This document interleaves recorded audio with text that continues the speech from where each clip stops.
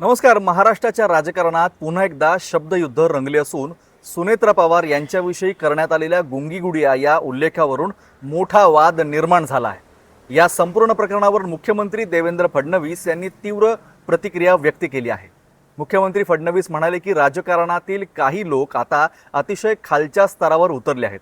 अशा प्रकारची भाषा आणि वैयक्तिक टीका ही महाराष्ट्राच्या राजकीय संस्कृतीला शोभणारी नाही. त्यांनी पुढे असा आरोप केला की काही जणांना आता कोणताही राजकीय प्रतिसाद मिळत नसल्याने आणि चर्चेत राहण्यासाठी अशा प्रकारची वक्तव्ये केली जात आहेत. यावेळी त्यांनी प्रसिद्ध म्हणीचा उल्लेख करत बदनाम हुए तो क्या हुआ, नाम तो हुआ अशा मानसिकतेने काही लोक काम करत असल्याची टीकाही त्यांनी केली.